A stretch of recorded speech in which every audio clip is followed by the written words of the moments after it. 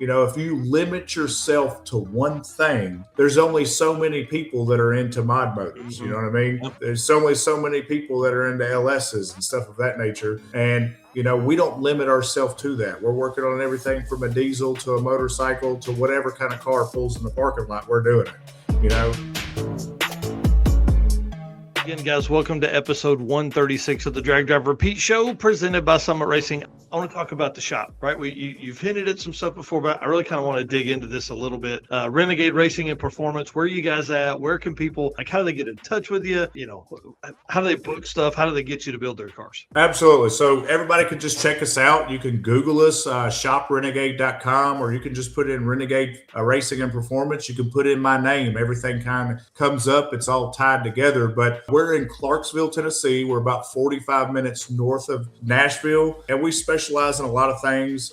We have a all-wheel drive dyno here. We have a motorcycle dyno here. We have a really unique group of people that work here that are all specialized in different areas. We do a lot of our own, you know, like I said, making stuff out of billet. We have 3 CNC machines. We have we've got some Hercos and mini mills and stuff of that nature. We have laser cutters. We have tube machines, everything that you could think of. And this has just kind of kept going as we kind of been perfecting our craft and what we do. So now we're building cages in cars, you know, everything from, you know, an engine build to a transmission build to twin turbo setup, single turbos, superchargers, you name it. We're doing absolutely every bit of it.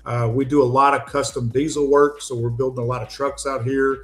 We're very experienced with the L5Ps, the new Power Strokes and 6.7 Cummins, everything that you can think of, we're putting our hands on. Wow, that's awesome. I wanted to give you props here real quick about your placement for the billboard, bro. A Waffle House. Absolutely. My man, had to go ahead and grab that one from your from Facebook there. Congratulations on a billboard, dude. That's a big deal, man. Thank you. That's real investment in the business and not just doing stuff. But look at this waiting area, showroom, man. This thing is freaking nice, dude. Thank you. So we stock a lot of stuff, you know, above that showroom is kind of a mini warehouse. So we're the largest nitrous outlet dealer here in the state of Tennessee. We also carry Jack's Wax, Red Horse Performance plumbing systems. We have wheels and tires in stock. We keep a line of camshafts from Tick Performance in stock. We're a Renegade Race fuel dealer. You name it, it's in stock here in the shop. So you could literally show up. If you want to go fast, we have it in stock and we can make it happen. Dude, that's so cool, man. Well, let's talk about some business side of stuff, because this is, you and I were talking about this before the show. A lot of people, I feel like they struggle with shop ownership,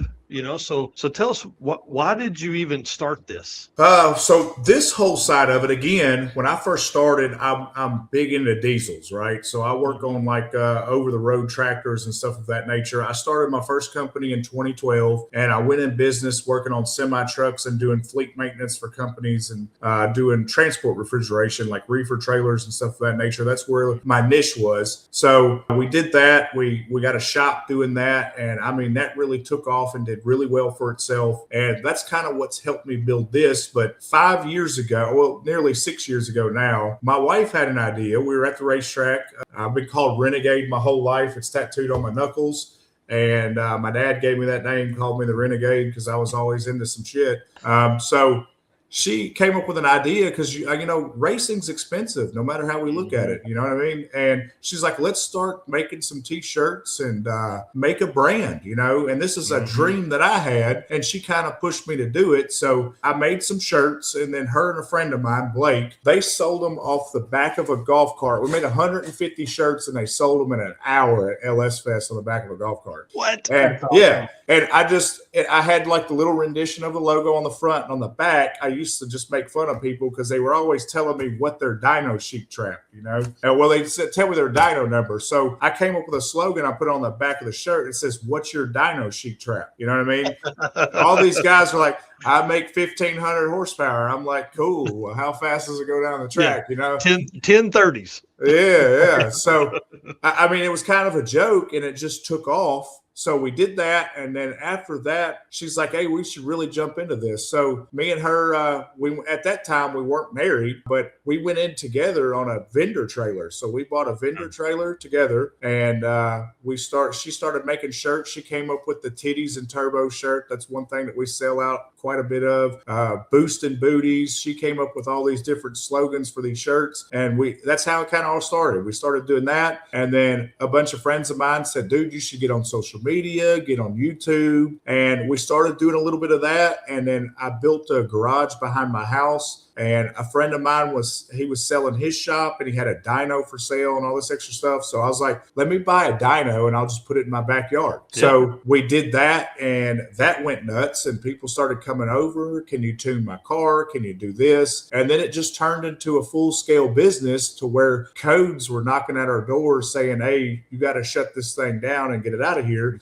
So we invested in some property and built the shop that we're at now. It's 12,000 square foot facility. And wow. You know, I didn't think that it would really end up like this, but I did a lot of investing into it. I took a lot of the money that I was making from the truck side, invested in state-of-the-art equipment, a really nice facility. I employed the right people to make this thing happen where different minds could come together and we could come up with some really unique things. And it just went phenomenal. But we have an alignment rack in here. We do everything from an alignment to wheels and tires to simple oil changes. Whatever you need done, we take care of it for Clarksville. And of course, Fort Campbell Army base is right here. So a lot of our clientele are Army people and veterans and stuff of that nature. So it stays extremely packed. We have a waiting list. That's awesome, man. And especially like if you are performance minded, people are bringing you performance oriented type stuff. They may come in for oil changes in their regular daily, but when they need a car built, you're the first call. Yeah, and that goes to show my dad actually works for me now. And he used to get on to me back in the day talking about race cars are never going to make you any money. And now he works here. And so he eats those words. Well, and that's a great point because we're in a different time. Race cars used to not pay people like they do now. But dude, there's so many opportunities for many people that if you're remotely into cars, you can definitely find a foot somewhere, even if you're not mechanically inclined, but you understand it, or maybe you just have good organizational skills. Man, so many people need good organizational skills if they're going to have a shop. Absolutely, man. And it takes a lot of trust too.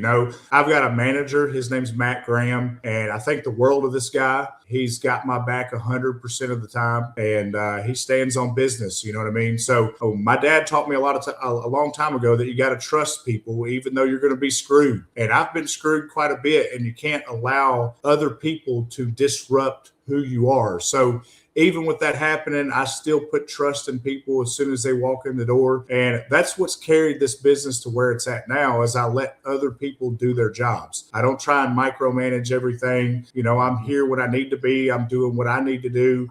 And I work for Matt, and a lot of people, they'll ask me about pricing and stuff like that. I don't have anything to do with any of that. I actually work out here in the shop as a technician, and Matt is the manager. My wife helps manage this. My dad's over the trucking industry side of our company. I mean, it's absolutely nuts. But I like to be in the shop. And a lot of people, they say, man, you could be sitting at home. You could be doing anything in the world. Why are you still turning a wrench? And that's really what I like to do. I like to be out there working with the guys and, figure it out. Well, and I think that takes a long time to figure out for a lot of people. Like there's some folks, and then they just have that struggle of hiring a manager for the business. They're trying to do it and wrench on stuff and order parts and do everything that, that next step is 2 months of struggle away from breaking open all the stuff because you need to hire a manager, but you don't have the money. You don't have a manager or an office person or somebody answer the phone, answer emails, all that kind of stuff. But if you just do it and do it right, man, I'm telling you. You got to take those risks. People are scared of it, because a lot of this, you're looking at it and money's a big deal, right? So you got to be able to make the money to support the people that are working for you. You know what I mean? Mm-hmm. But you're not going to be able to take that next leap in business until you put that faith in other people and let them do their job. And that's another reason why I stay in the shop is because I know what I can do. I can fix things. I'm really good at it. So if I can pump work out the door and get it out the door, I'm going to pay the manager's salary. And the people that are doing billing up here, there's 2 girls that work for us, Michaela and Megan. They do all the billing and stuff of that nature in the back office. So I'm out here working and I'm paying their salaries. And at the end of the day, I don't have to worry about that headache. The only thing I got to worry about is keeping that car running that's outside. That's right. That's awesome. Well, obviously you've been very successful in your business ventures, but one thing people don't talk a lot about is the struggles of a small business owner. What kind of advice or information do you have kind of around the struggles of being a small business owner? Well, every day it's a struggle. That's the thing about it is, and you got to learn how to manage stress, you know what I mean? And you got to be able to, it's not always what you want, you know what I mean? And, a lot of people say, I get this question asked all the time, when is the Cadillac going to be done? Well, I'm not a millionaire, so I can't just throw all this money at a car all at once and have it done in a month, you know what I mean?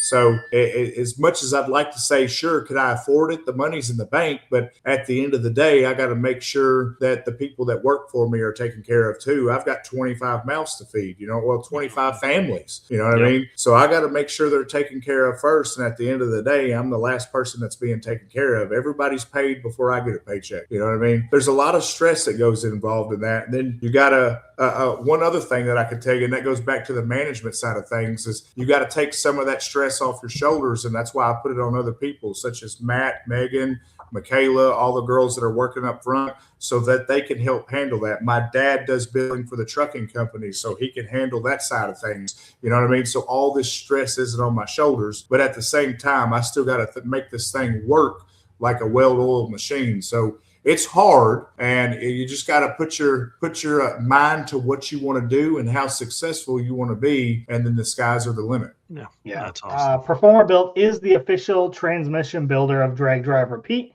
At Performabuilt, the goal is to engineer and build the toughest transmissions on the planet.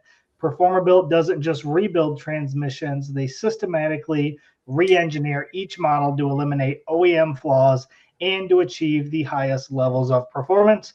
That's why they say their transmissions are not just built, they are Performabuilt. And what you said there kind of reminds me, I just got out of a 7-week leadership class at my day job. And one of the things we talked about is the book Leaders Eat Last. And man, that's really hits on what you're talking about there. Yeah, and another thing too, and I've been asked this question by other guys that own shops and stuff of that nature. Like, we do hydro dipping, powder coating. I've got plasma tables and laser tables and all this extra stuff. And one of the guys asked me, do you make a lot of money in that area? And I'm like, well, not as much as you think I'd be, right? So yeah, we do 3D printing and everything underneath the sun, and I tell people, this is the reason why I stay so busy. You can't be afraid of investment. When a lot of people want to do a speed shop or work on cars and stuff of that nature, they'll be able to do a cam job, and then it's like, oh, I got to take it to this dyno. Or they're doing suspension lifts and doing suspension work. Well, I got to take it to Firestone to do an alignment. They're not investing in themselves. And to begin with, in startup is hard. You know what I mean? So, but you got to get to a point where you can invest in all the stuff that you need. So at the end of the day, you're a one-stop shop, because one day, you might not be doing cam swaps. I might be doing alignments. The next day I'll be doing tires. The next day I'll be powder coating something. The next day I'll be working on a semi in the parking lot. I don't know what the next day is going to cover, but I do know that I'm going to be busy. You know what I mean? So the more that I can invest in the tooling, the equipment, and everything else that I got, and appearance has a lot to do with everything. A lot of people, they don't care. They'll pull up in a busted truck out on a service call, and I don't want somebody in a busted ass truck working on my stuff. I want somebody in a nice looking truck. You look at our service trucks, they all have forces on them. They're wrapped in American flags and everything else. Our building is extremely nice. I'm real anal about cigarette butts being on the ground. All these things come into play if you present yourself very nice, and you see our showroom and everything everything else. When people come in here, it's welcoming. There's pictures of race cars everywhere. The things that we're doing, we invite people in the shop to see the projects we got going on. The business just sells itself. Yeah, that's awesome. Well, that makes me think of one thing as you talk about investments and stuff. I used to do social for a shop that was local here, and that guy was really good with mod motors. He just knew them inside and out, knew what to do to make power, right? All this kind of tune, all that kind of stuff. For guys that are coming up that aren't to the point of being able to like really throw some investment, do you think niching down, like getting down to a certain style or brand, is maybe a better step? That way they become their local expert on that? Somewhat, we're known as an LSLT specialty shop, but we have a ton of Mopars sitting outside. We have a ton of Mustangs sitting outside, Hondas and everything else that you can think of. We do a little bit of everything, right? So the thing that I've saw, I'm not going to recommend that. If you limit yourself to one thing, there's only so many people that are into mod motors. You know what I mean? Yep. There's only so many people that are into LSs and stuff of that nature. And we don't limit ourselves to that. We're working on everything from a diesel to a motorcycle to whatever kind of car pulls in the parking lot, we're doing it. The more that you can open yourself up, and that's why I said we have a great, unique staff here. There's people that work here that all they specialize in is classic restoration and stuff of that nature. And as you saw, we have a lot of old vehicles here and carbureted stuff and everything that you could think of. We open ourselves up to a bigger platform so that way we're not going to be waiting on that next person to show up. So sure, it's cool to be specialized in one thing, but the more you can open yourself up to bigger things out there, the more success you're going to have. Yeah, that's true. That's a good point. All right. Well, we talked a little bit about struggles of being a small business owner. Let's flip the script and let's talk a little bit about what are the benefits of being a small business owner. The biggest benefits are, and this is what I like about it, is living life, right? So being able to make a good, decent paycheck better than the average person, right? Where I'm able to have these experiences that the average person doesn't have. I'm able to say 2 days before a drag and drive event, I'm going. You know what I mean? And have the financial means to do that. My daughter, for her birthday, the only thing she wanted to do was go to New York. So she's 9 years old, and I couldn't figure out why we were going to New York, but it turns out there's a company up there that allows you to make your own cell phone case. So I had a $5,000 trip to New York to make a cell phone case, right? But I was able to share that experience with her. And if it wasn't for me investing in this company, investing in all the other things that we're doing, I wouldn't be able to have these experiences that I'm able to have in my life now. So that's the biggest takeaway for me, is just life experiences outside of the business. And then the people I get to meet while I'm here.